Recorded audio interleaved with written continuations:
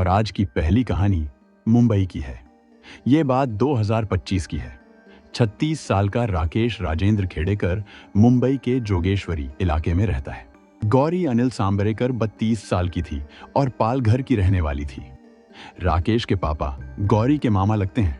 इसी नाते गौरी ने राकेश के घर में रहकर ही पढ़ाई की थी। वहीं रहते रहते राकेश और गौरी को एक दूसरे से प्यार हो गया।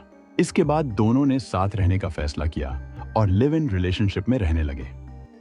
शुरू में घर वालों ने कुछ नहीं कहा, क्योंकि सबको यही लगा था कि आगे चलकर दोनों शादी कर ही लेंगे। दोनों पढ़े लिखे थे और मुंबई में नौकरी भी करते थे।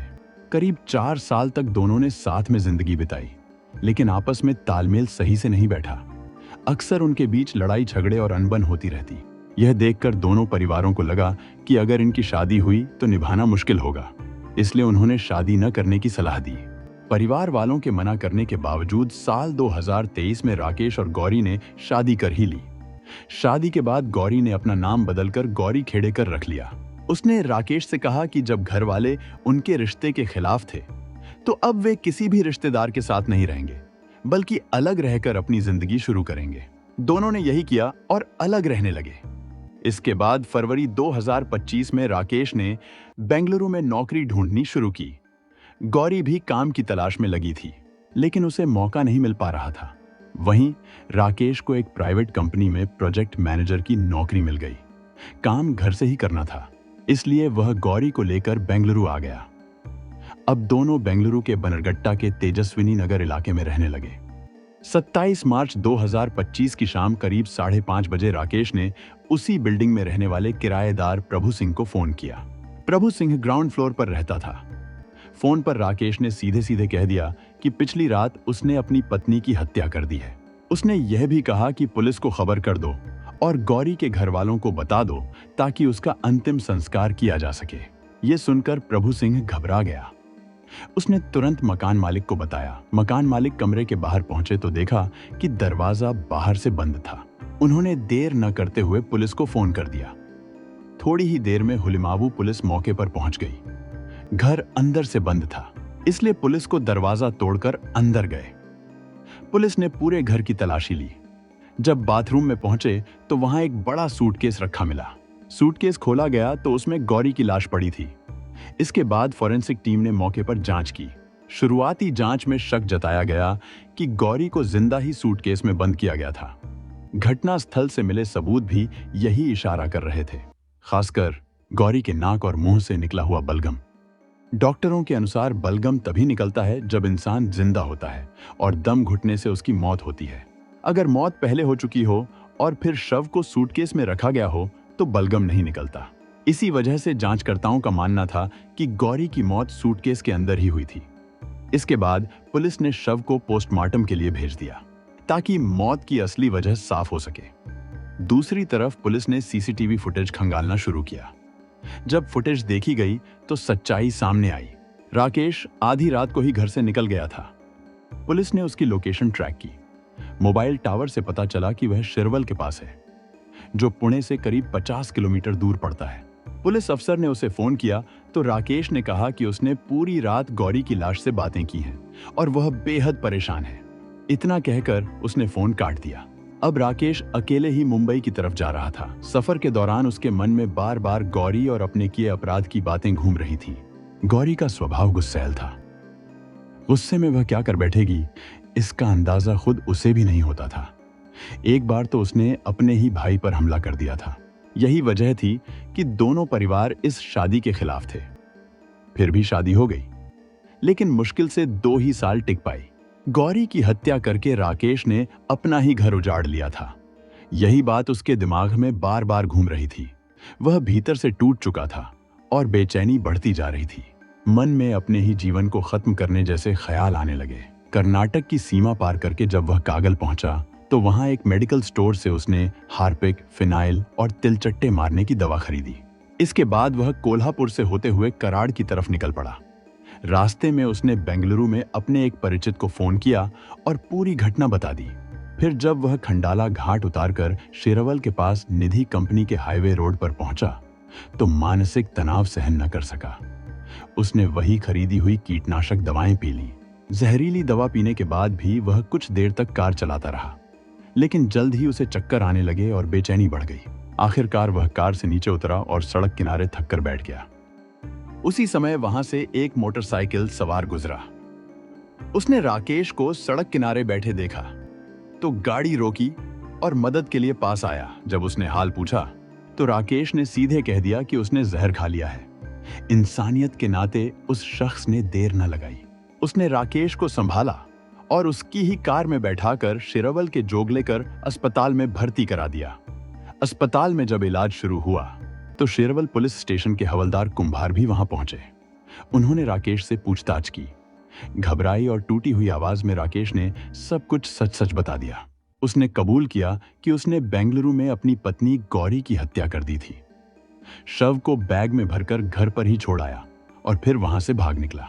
रास्ते में मानसिक दबाव सहन न कर सका और जहर पी लिया। यह सुनकर हवलदार कुंभार ने तुरंत खबर शिरवल पुलिस स्टेशन के बड़े अफसरों तक पहुंचा दी। पुलिस इंस्पेक्टर यशवंत नलावड़े ने फौरन इसकी जानकारी पुलिस अधीक्षक समीर शेख को दी। इसके बाद अफसरों के बीच हलचल मच गई। घटना की सही जानकारी लेने के लिए बेंगलुरु पुलिस से सीधा संपर्क किया गया और आगे की कार्रवाई शुरू हो गई। उधर राकेश की हालत और बिगड़ रही थी।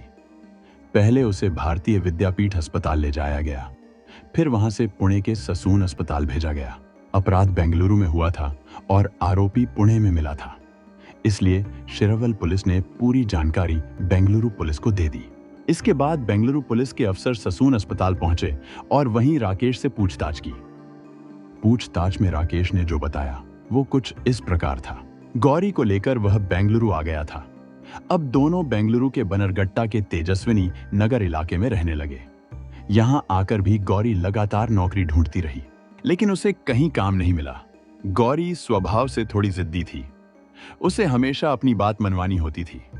कुछ महीनों बाद जब नौकरी नहीं मिली तो उसने राकेश पर दबाव डालना शुरू किया कि वे दोनों मुंबई वापस लौट जाएं, लेकिन राकेश इसके लिए तैयार नहीं था।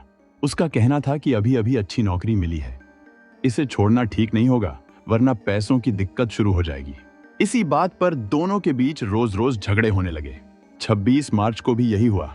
दिन भर काम करने के बाद रात को राकेश आराम करना चाहता था, लेकिन गौरी ने फिर से मुंबई लौटने की जिद पकड़ ली। राकेश उसे समझाता रहा, मगर गौरी चिढ़ गई। नौकरी न मिलने की वजह से वह पहले से ही परेशान थी और अब उसे पूरा यकीन हो गया था कि बेंगलुरु में उसे कभी काम नहीं मिलेगा। झगड़ा इतना बढ़ गया कि राकेश से रहा नहीं गया और उसने गुस्से में गौरी को थप्पड़ मार दिया। ये बात गौरी को बहुत लगी। वह तिलमिला गई और घर का सामान उठाकर फेंकने लगी। अचानक उसने चाकू उठा लिया और गुस्से में राकेश की तरफ फेंका। ये देखकर राकेश भी अपना आपा खो बैठा। उसने वही चाकू हाथ में लिया और गुस्से झोंक में गौरी के गले, गर्दन और पीठ पर वार कर दिए। गौरी बुरी तरह घायल होकर घर की लॉबी में गिर पड़ी और वहीं उसकी सांसें थम गईं। राकेश को लगा कि उसकी मौत हो चुकी है और उसने मन ही मन ठान लिया कि अब लाश को कहीं छिपाना पड़ेगा। लेकिन तभी उसने देखा कि गौरी में अभी भी हल्की सी हरकत हो रही है। उसे लगा कि शायद अब भी जान बाकी है। यह देखकर उसका दिल बैठ गया। गुस्से में किया अपना काम उसे भीतर ही भीतर खाए जा रहा था। पछतावे से भरा राकेश करीब 1 घंटे तक उसके पास बैठा रहा। कभी उसे देखता तो कभी खुद से ही सोचता कि उसने क्या कर दिया। कुछ ही देर बाद गौरी की हलचल बिल्कुल थम गई, मगर उसके शरीर से खून लगातार बह रहा था। राकेश के मन में डर समाने लगा कि अगर यह खून दरवाजे की दरारों से बाहर निकल गया तो सबको उसकी करतूत पता चल जाएगी। घबराहट में उसने जल्दी जल्दी एक बड़ा बैग निकाला और गौरी का शव उसमें ठूंस दिया। बैग को घसीटते हुए वह बाथरूम तक ले गया और वहां रख दिया ताकि खून बाथरूम के पाइप से बह जाए और बाहर किसी को भनक न लगे। शरीर छिपाने के बाद राकेश के मन में सिर्फ एक ही बात घूम रही थी, किसी तरह यहां से निकलकर मुंबई पहुंचना है। उसने बिना देर किए मुंबई लौटने की तैयारी शुरू कर दी। दूसरे दिन सुबह से लेकर पूरा दिन गौरी का शव घर के अंदर बैग में ही पड़ा रहा। राकेश ने अपने पिता से फोन पर बात की और बस इतना बताया कि वह मुंबई लौट रहा है। उसने हत्या की बात छिपा ली।